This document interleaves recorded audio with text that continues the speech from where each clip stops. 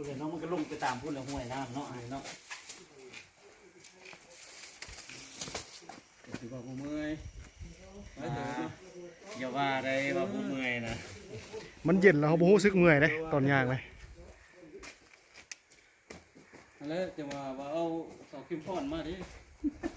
เสาคนโหดอยู่นี่แหละเมื่อยบ่นั่งถือข้าวหน่อยนะเพราะว่ากับพี่ยังบ่นอนเย็นเนาะ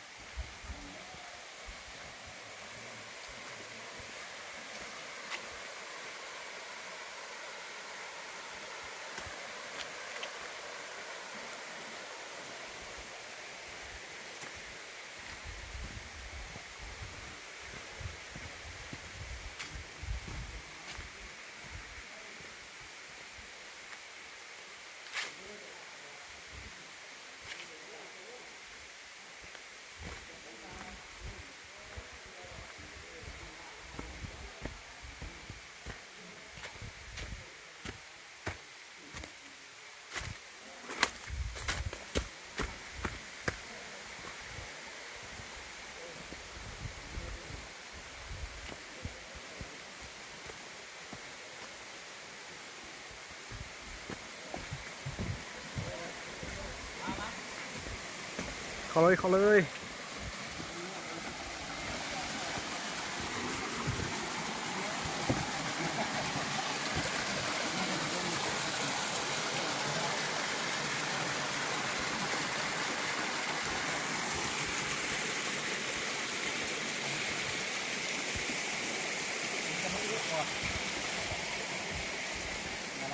พวกงามเห็นบทสารวุฒิร้านสบายดีสารวันมากคน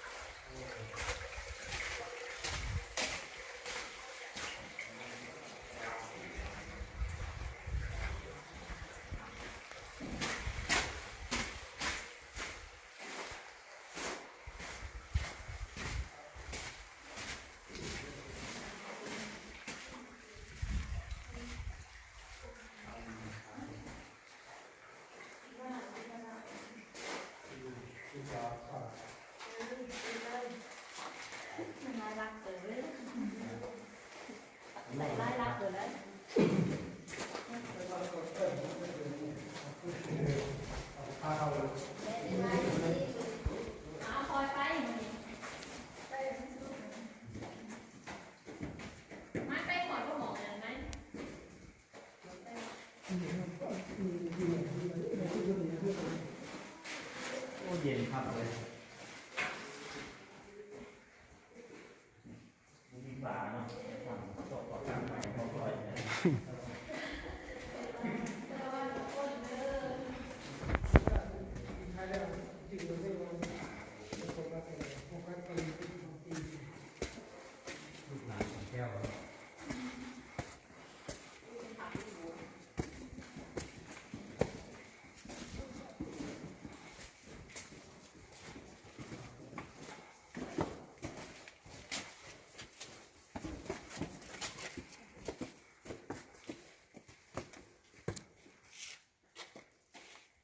ส่งให้เบิ่งเด้อพิจารณาเด้อ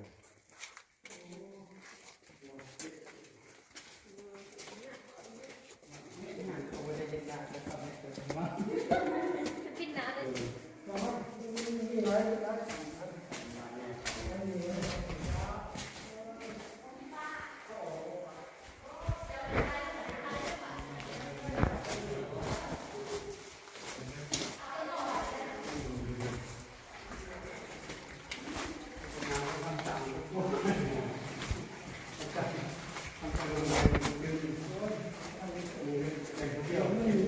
เอาเงินมาหมดเลยครับ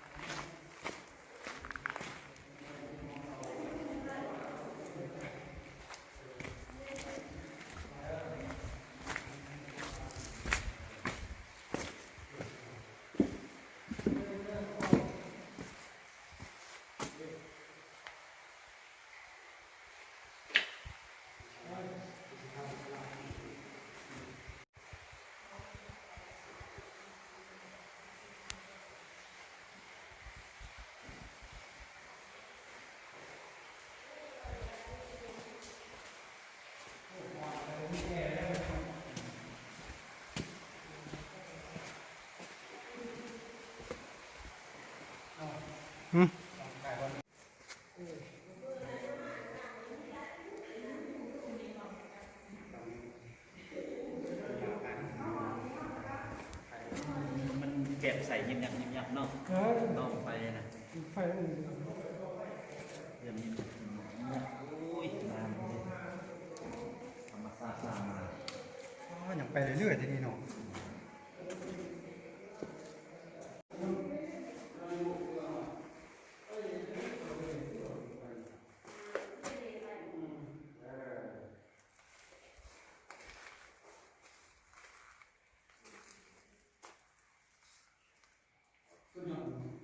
เดี๋ยว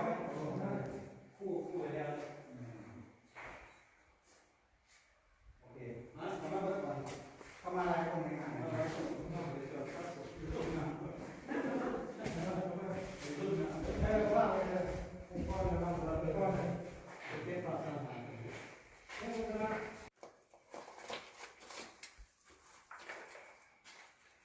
เอาจากโคนะก็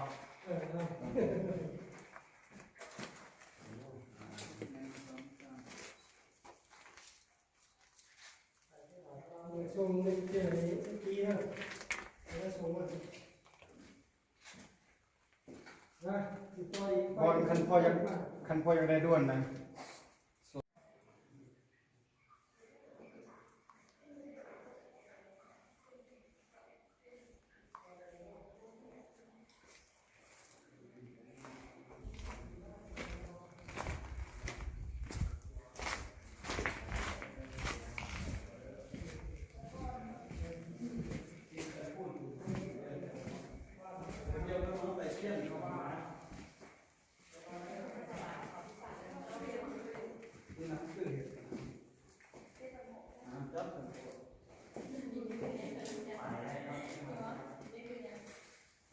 ตัวนี้มันล่มเลย